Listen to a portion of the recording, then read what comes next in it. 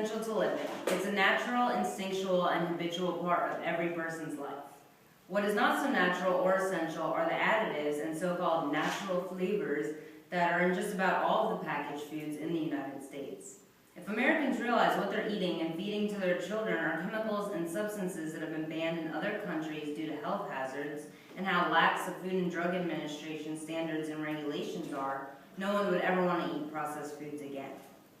The United States government has put the FDA in charge of deciding what is harmful and what is acceptable to be put in Americans' bodies. But what exactly are their standards, and why have citizens been allowed to consume chemicals that have caused such outrage? Did you know that in just the past few decades, there has been a severe outbreak of different cancers, ADHD, hyperactivity in children, and rising obesity? According to Dr. Joel Fuhrman, who specializes in nutrition-based treatments for disease and obesity, between 2003 and 2007, a 22% increase in ADHD was discovered in children. What has changed over the years to have these varied ailments surface in alarming numbers that in the past were rarely occurring? Among other things, the food has changed dramatically, the way we eat it, buy it, and prepare it. According to sustainabletable.org, instead of buying whole foods, 90% of Americans' food budget is now spent on processed foods. Packaged foods were created to help ease the stress of a fast-paced life.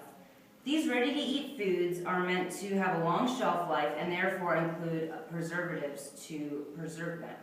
But if they are being sold for human consumption, they have been approved by the FDA, they should be safe, right? Wrong. Did you know that sometimes the risk of harm from food is due to purely cosmetic purposes? Artificial dyes are used to make foods pretty, but they haven't always been there.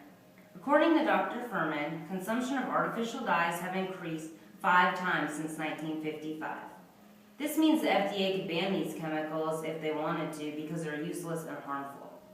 Brominated vegetable oils, aka BVO, is used to keep color sticking to things like sports drinks and citrus-flavored sodas.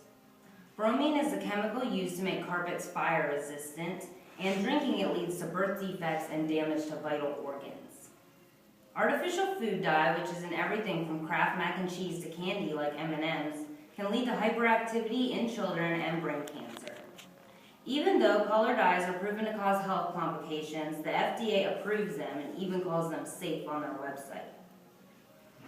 Consumers may think that they can avoid ingesting dangerous or disgusting chemicals or additives by simply reading nutritional information labels on packages. Sadly, that will not protect an individual's stomach from natural flavors, an umbrella term used by food manufacturers. Most consumers would not know that they are eating castoreum, juice extracted from the scent glands of a beaver when they're eating their favorite ice cream, or that one's beloved strawberry frappuccino is loaded with crushed shells from cochineal bugs. Next, I would like to inform you about food additives, which are a growing problem in packaged foods. Under the FDA's definition of food additives, materials from packaging that seeps into food becomes an additive. Did you know that recently, due to consumer outrage, BPA has been banned in plastics used to make baby bottles and children's cups because it has been linked to health effects, but is now still allowed in the linings of food and beverage containers. When BPA is heated, it leaks chemicals into the food that's being heated. That's why so many containers you see now are marketed as BPA-free.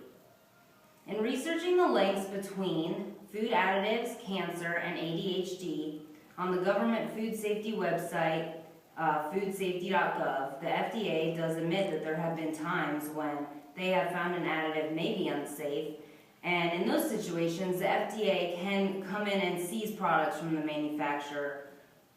They also claim that studies that link ADHD and additives are inconclusive, but when the given links are accessed, all one finds is a page not found error. Did you know that in 1958, the FDA created the GRAS list?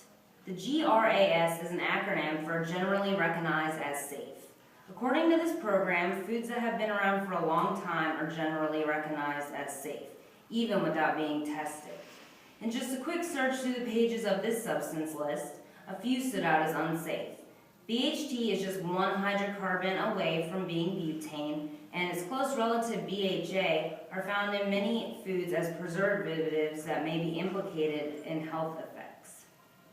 The U.S. Department of Health and Human Services has found BHA to be a reasonably anticipated human carcinogen, and that's only on the second page of the 19-page list.